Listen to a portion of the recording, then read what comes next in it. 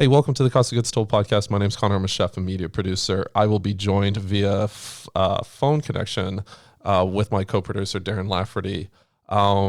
With everything that's going on, we wanted to try and put together a podcast that's got some information out there for small business owners and those who are in the food service industry. So we called as many people as we could as quickly as possible, and we're trying to produce these podcast episodes as quickly as possible as well so that we can just get some information out there.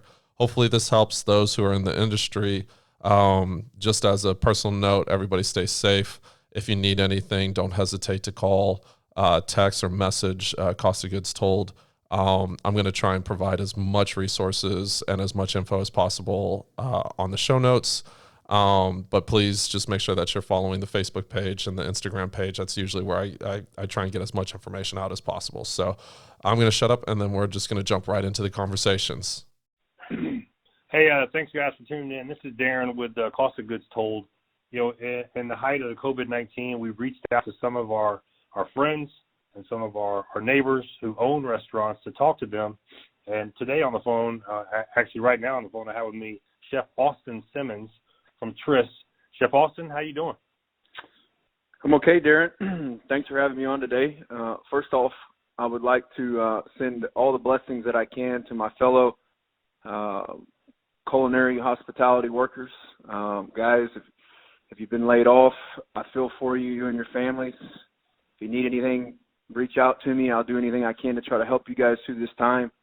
I think this is possibly actually the worst thing that could ever happen in the restaurant business, and definitely in my lifetime. So, guys, I'm here with you. I'm praying for you.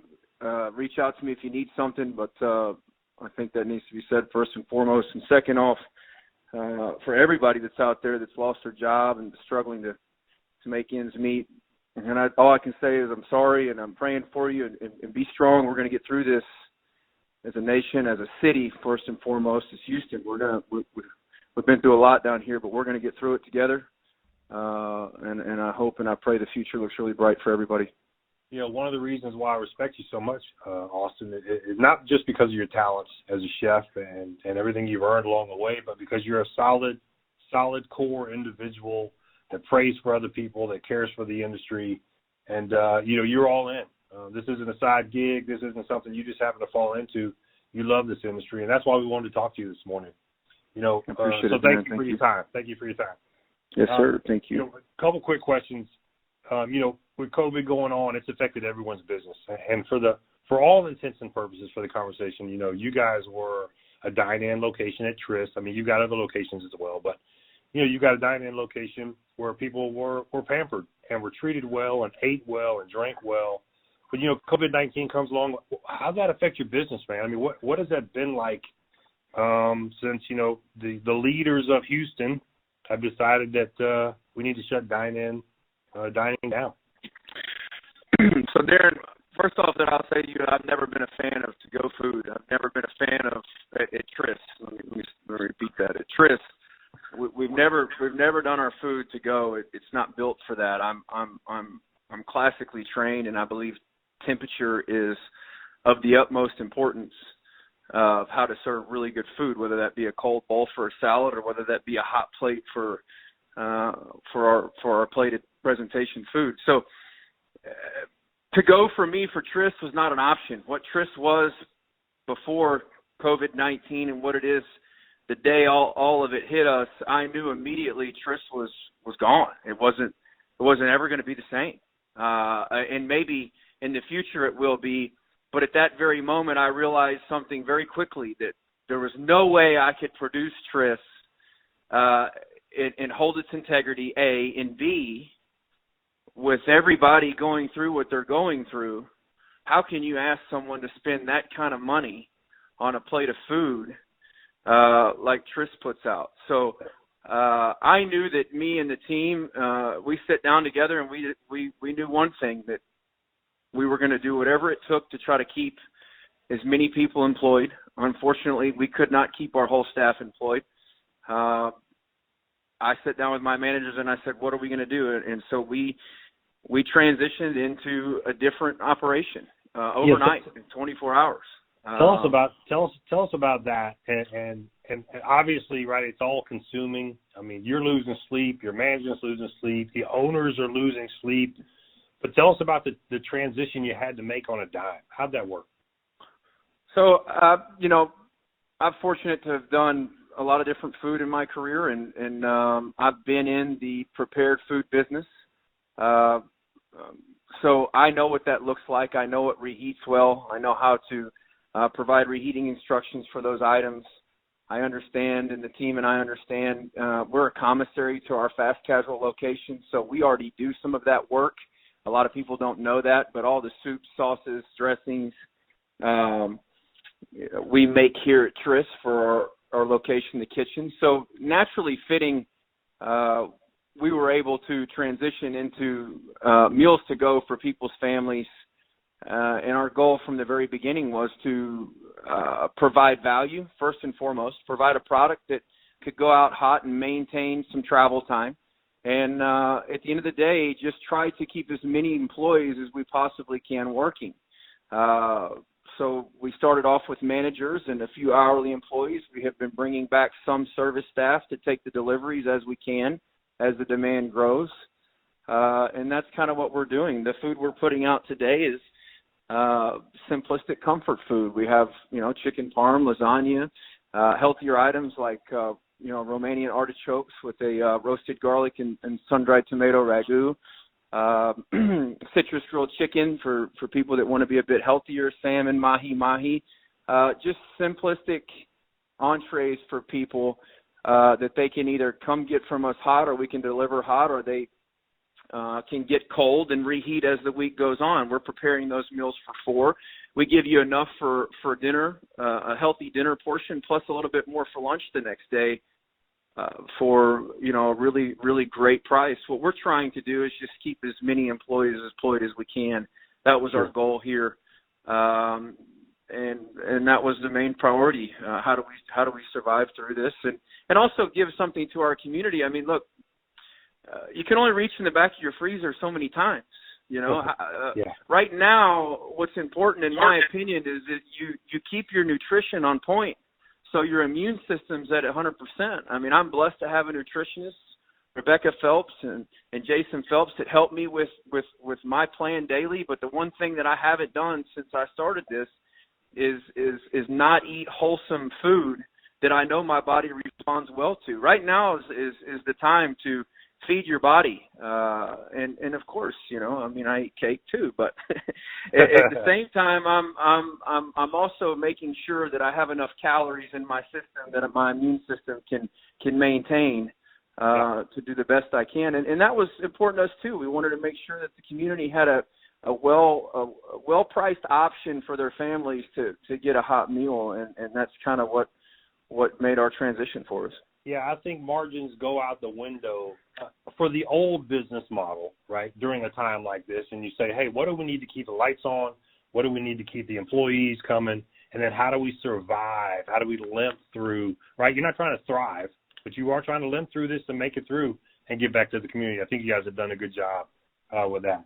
I've seen your curbside menu. Everything looks a value proposition. Everything looks affordable. And I think it is wholesome based on what I've been able to see and based on things you've listed so far. It's a stark difference, right, from the original menu, but that's what you had to do, obviously, to survive these times. Well, to be honest with you, that's putting it mildly. What we're doing now resembles nothing of TRIS. TRIS compared to now is opposite ends of the spectrum. Our desserts that we're putting out currently, and you'll see me posting some videos. I posted the first one yesterday, chocolate cake 2.0 to go. Today I'll be working on a couple of, we're doing a shortcake version, strawberry shortcake, and then our carrot cake that we're already doing. So I'll be posting more of those. That's really the only thing that even resembles TRIS whatsoever. We are a completely different. Today I will be putting online a few steak cuts for a really, really crazy good price. You grill at home, or Chef will grill it for you. Comes with a couple of rubs and sauces. And so we're going to expand the menu slightly. But what our bulk of our business is right now, day to day, is not anything close to what TRIS was. We've completely evolved. And we're going to for the time being. TRIS, in my mind today, TRIS is completely different. It's a totally different operation. Sure, as it should be. Chef Austin, what do you recommend? Do you have any advice for other restaurant owners that are trying to just break through the wall of declining sales, rapid declining sales, no sales? Any quick resources or advice for them?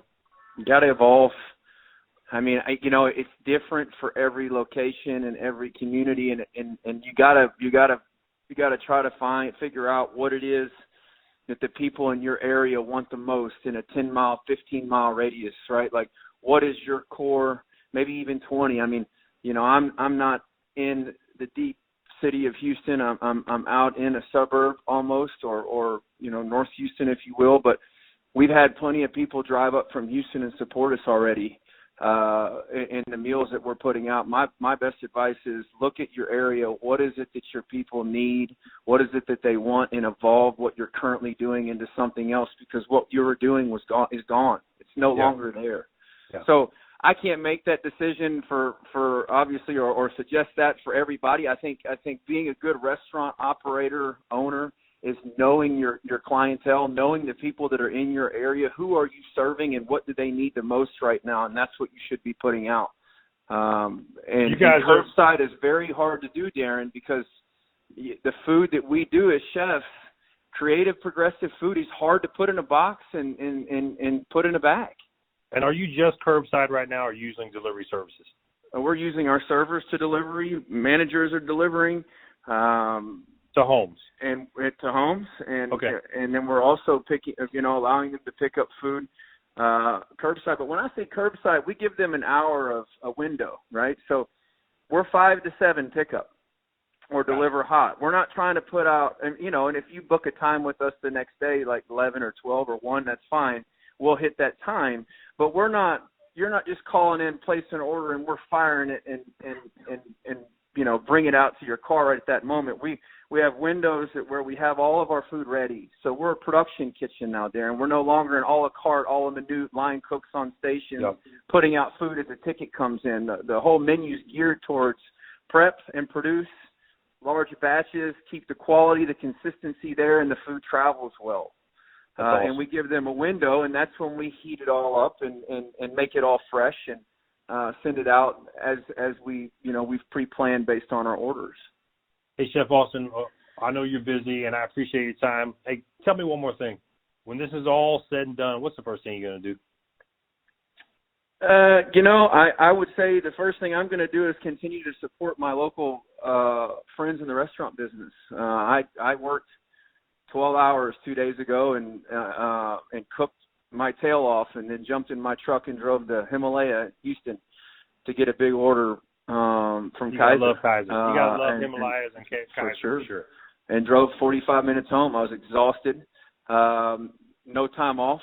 But I want to support as many people as I can and really bring back as many employees to work as I can. But, I'm concerned for the future, Darren. I think high-end dining is going to be very different, and that's what we've been doing. If the oil doesn't turn around, it's going to affect the market, and the market's not going to climb like we hope it will if oil doesn't straighten out. So, Houston's built on oil in a lot of ways, and we need some relief in COVID-19 for sure. There's no question we need the government to help us, but we also need oil to straighten out at the same time, or we're going to feel this a lot more than just what the virus is doing to our economy, especially here in Houston. I totally agree. That's why another reason I like you. You got that vision, you've got the foresight, and I think you're a badass guy. I appreciate your time. I appreciate your time today. God bless you. God bless your employees, and we'll see you at the table soon. God bless you, Darren, and everybody else out there. Have a great day.